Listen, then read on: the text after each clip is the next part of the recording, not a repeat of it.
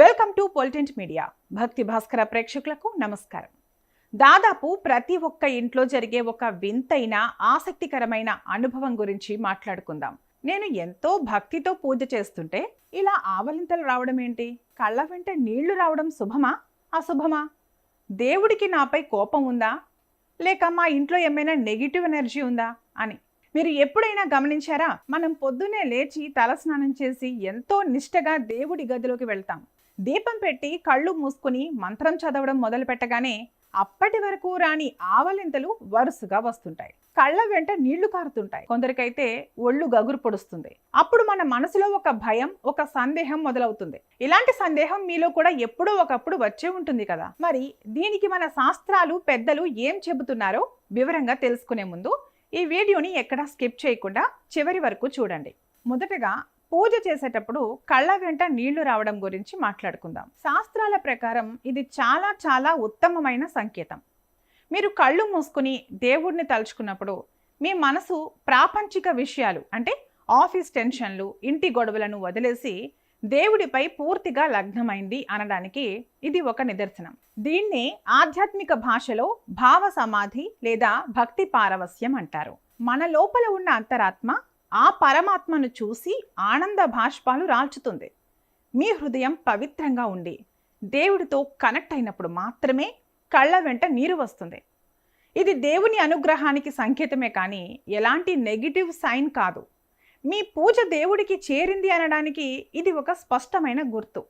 అలాగే పూజ చేస్తుంటే నిద్ర వస్తున్నట్లు ఎందుకు అనిపిస్తుంది? దీని వెనుక రెండు ప్రధాన కారణాలు ఉన్నాయి. ఒకటి, నెగిటివ్ ఎనర్జీ బయటకు వెళ్ళడం. మనం రోజంతా తిరుగుతూ ఎంతో మందిని కలుస్తాం, ఎన్నో రకాల ఆలోచనలు చేస్తాం. దీనివల్ల మన చుట్టూ, మన మనసులో కొంత ప్రతికూల శక్తి అంటే నెగిటివ్ ఎనర్జీ చేరుతుంది. కానీ మనం పూజ గదిలోకి వెళ్ళి దీపం వెలిగించి మంత్రాలు చదవడం ప్రారంభించగానే ఆ మంత్రాల ధ్వనికి, ధూప దీపాల సువాసనలకు ఇంట్లో మన శరీరంలో ఉన్న నెగిటివ్ ఎనర్జీ తట్టుకోలేదు. ఆ పాజిటివ్ వైబ్రేషన్స్ వల్ల మన లోపల ఉన్న నెగిటివ్ ఎనర్జీ ఆవలింతలు మరియు నిస్సత్వ రూపంలో బయటకు వెళ్ళడానికి ప్రయత్నిస్తుంది. అలాగే రెండో కారణం, మనసు ప్రశాంతత చెందడం. మనం పూజలో కూర్చున్నప్పుడు మన మెదడు నెమ్మదిగా ఆల్ఫా స్టేట్లోకి వెళ్తుంది. అంటే మనసు ప్రశాంతంగా మారుతుంది. ఎప్పుడైతే మనసు ప్రశాంత పడుతుందో శరీరం రిలాక్స్ అవుతుంది. ఆ సమయంలో వచ్చే ఆవలింతలు మన శరీరం రీఛార్జ్ అవుతోంది అనడానికి ఇది ఒక సంకేతం. అయితే మీకు పూజలో కూర్చున్నప్పుడు ఒకటి లేదా రెండు ఆవలింతలు వస్తే అది సహజం. కానీ పూజ మొదలుపెట్టినప్పటి నుండి ముగించే వరకు ఏకధాటిగా ఆవలింతలు వస్తూనే ఉండి విపరీతమైన తలనొప్పి వస్తుంటే మాత్రం మీ ఇంట్లో లేదా మీ చుట్టూ నెగిటివ్ ఎనర్జీ అంటే నరదిష్టి ఎక్కువగా ఉందని అర్థం. మరి అలాంటప్పుడు పూజ గదిలో గోపంచకం జల్లడం, వారానికి ఒకసారి ఉప్పు నీటితో ఇల్లు తుడవడం లేదా ఇంట్లో సుందరకాండ పారాయణం చేయటం వల్ల ఆ దోషాలు తొలగిపోతాయి. కనుక పూజ చేసేటప్పుడు కన్నీళ్లు రావడం మీ భక్తికి నిదర్శనం. ఆవలింతలు రావడం మీ శరీరం శుద్ధి అవుతుందనడానికి సంకేతం.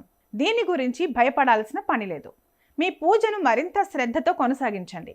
ఆ భగవంతుని ఆశీస్సులు ఎల్లప్పుడూ మీపై ఉంటాయి. ఈ కార్యక్రమం మీకు నచ్చినట్లయితే లైక్ చేయండి, మీ కుటుంబ సభ్యులకు, స్నేహితులకు షేర్ చేయండి.